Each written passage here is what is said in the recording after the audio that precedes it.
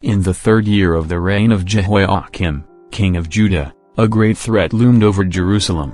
Nebuchadnezzar, the powerful king of Babylon, besieged the city and conquered it. The Lord delivered Jehoiakim into his hands, along with some of the articles from the temple of God, which were taken to the land of Shinar and placed in the temple of the Babylonian god. Among the captives were young men from the royal family and the nobility of Judah.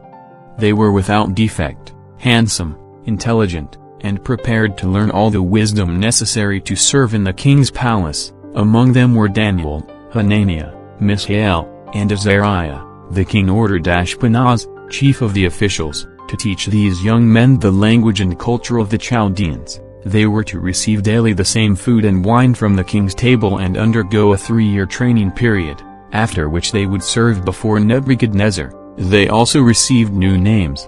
Daniel was called Belteshazzar, Hananiah, Shura, Mishael, Meshach, and Azariah, Abednego. But Daniel firmly resolved not to defile himself with the king's food and wine, likely because they had been offered to idols and prepared in a way contrary to God's law. This was his first great test in a foreign land, to remain faithful to the Lord. Respectfully, he asked the chief official, "Please, test us for 10 days. Give us only vegetables to eat and water to drink, then compare our appearance with that of the young men who eat the king's food and deal with your servants according to what you see." Though fearful, the official agreed. At the end of the 10 days, Daniel and his friends looked healthier and better nourished than all the other young men.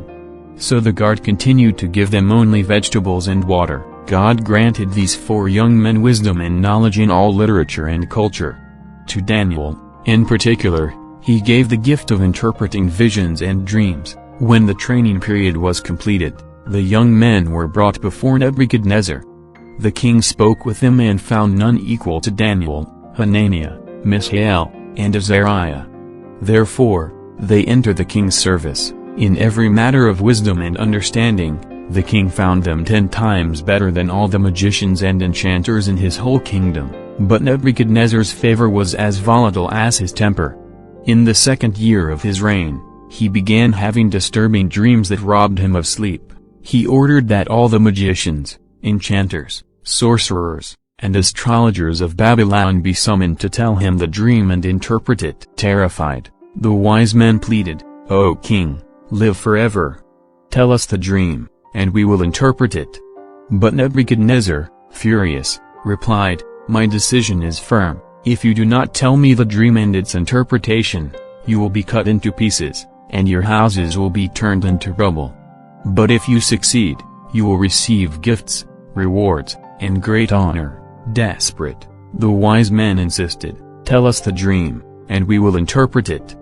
The king, however, lost his patience. "You are only trying to buy time. No one on earth can do what I am asking. If you do not tell me the dream, there is only one sentence, death." The decree was severe. All the wise men of Babylon were to be executed. When Arioch, the commander of the guard, went to fetch Daniel and his friends, Daniel, with prudence and wisdom, asked, "Why such a hasty decree from the king?" Arioch explained the situation, and Daniel requested time from the king, promising to bring the interpretation of the dream. Then Daniel went to his friends, Hananiah, Mishael, and Azariah, and asked them to pray and seek mercy from the God of heaven, so that they might not perish with the other wise men. Then God revealed the mystery to Daniel in a night vision. Daniel praised God, "Blessed be the name of God forever. Wisdom and power belong to him. He reveals deep and hidden things. Light dwells with him.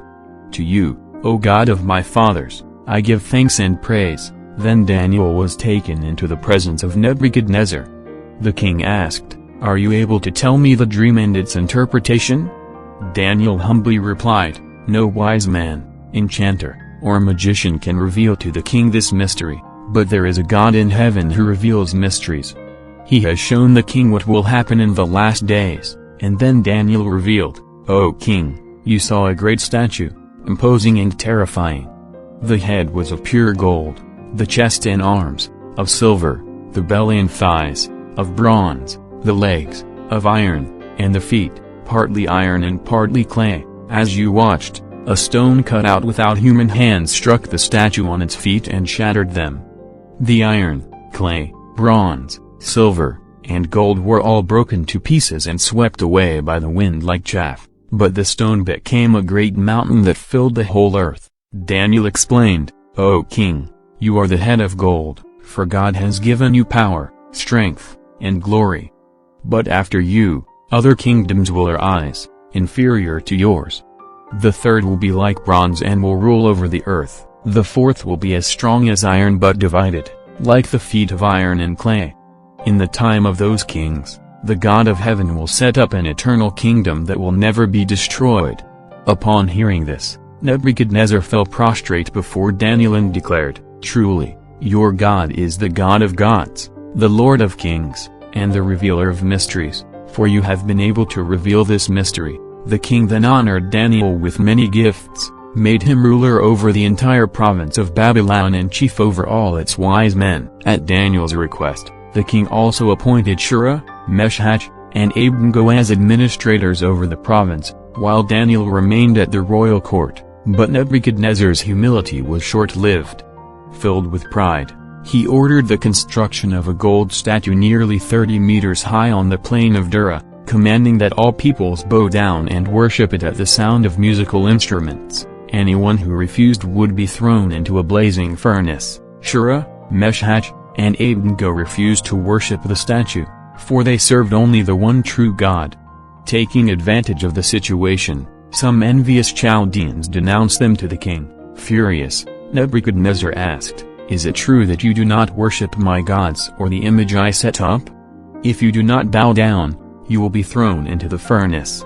And what God will be able to rescue you from my hands?" The three answered firmly, "O king, we do not need to defend ourselves. If we are thrown into the furnace, our God is able to deliver us. But even if he does not, we will never serve your gods or worship the image." Enraged, the king ordered the furnace to be heated 7 times hotter than usual. Strong men bound the three and threw them into the fire, which was so intense that it killed those who approached. But when the king looked into the furnace, he was astonished. "Did we not throw 3 men into the fire? But I see 4 walking freely, and the 4th looks like a son of the gods." Nebuchadnezzar approached and shouted, "Shura, Meshach, and Abednego, servants of the Most High God, come out." They came out unharmed, not a single hair singed, nor any smell of smoke. All the officials present witnessed the miracle. Then the king declared, "Blessed be the God of Shura, Meshach, and Abednego, who sent his angel and rescued them. Therefore, I decree that anyone who speaks against this God shall be cut into pieces, for no other God can save in this way." After that, the king promoted the 3 friends even higher in the province of Babylon. Years passed, and Nebuchadnezzar himself was humbled by God, going temporarily insane until he acknowledged divine sovereignty. Thus, Babylon continued, but empires rose and fell according to God's plan. Daniel, always faithful, received profound visions about the future. In the first year of Belshazzar's reign, he had a vision of 4 great beasts rising from the sea, representing powerful world empires: a lion with eagle's wings, Babylon; a voracious bear, the Medo-Persian Empire; a swift leopard with 4 heads, the Greek Empire under Alexander and its divisions; and finally, a 4th beast, terrifying and different from all others, symbolizing an unprecedented empire of power and cruelty, Rome and its branches. But Daniel saw beyond the chaos of nations. He beheld the Ancient of Days taking the throne, executing judgment and destroying the arrogant horn, and he saw someone like a son of man coming with the clouds of heaven, to whom was given eternal dominion, to whom was given dominion, glory, and an eternal kingdom that will never be destroyed. All peoples, nations, and men of every language would serve him. Daniel was deeply impacted by this vision but understood that God was showing the unfolding of human history, revealing that despite the successive powers that would rise and fall, the kingdom of God would ultimately triumph. Daniel remained faithful, even amid powerful kings and unstable empires. His life became a living testimony that faithfulness to God surpasses any human decree. Later, during the reign of Darius, The fear and envy of the rulers led to a new conspiracy. They convinced the king to sign a law prohibiting anyone from making petitions to any god or man except the king for 30 days. The punishment, being thrown into the lion's den. Even knowing the decree, Daniel did not hide. As usual, he opened the windows of his house, faced Jerusalem, and, on his knees, prayed and gave thanks to his God 3 times a day. His enemies spied on him and, seeing his faithfulness, rushed to report him to the king. Though Darius was fond of Daniel, he could not revoke his own law. Thus, with a troubled heart, he ordered Daniel to be thrown into the lion's den but said to him, "May your God, whom you serve continually, rescue you." All night, Darius could not sleep, refused food and entertainment, anguished over Daniel's fate. At dawn, he ran to the den and, with an anxious voice, called out, "Daniel, servant of the living God, has your God been able to rescue you from the lions?" And, to his amazement, Daniel replied, "O king, live forever. My God sent his angel, who shut the mouths of the lions." And, to his astonishment, Daniel replied, "O king, live forever. My God sent his angel, who shut the mouths of the lions. They have not hurt me, because I was found innocent in his sight. Nor have I ever done any wrong before you, O king." The king was overjoyed and gave orders to lift Daniel out of the den. And when Daniel was lifted out, no wound was found on him, because he had trusted in his God. At the king's command, the men who had falsely accused Daniel were brought in and thrown into the lion's den, along with their wives and children. And before they reached the floor of the den, the lions overpowered them and crushed all their bones. Then King Darius wrote to all the peoples, nations and men of every language throughout the land, "May you prosper greatly. I issue a decree that in every part of my kingdom people must fear and reverence the God of Daniel, for he is the living God and he endures forever. His kingdom will not be destroyed, his dominion will never end.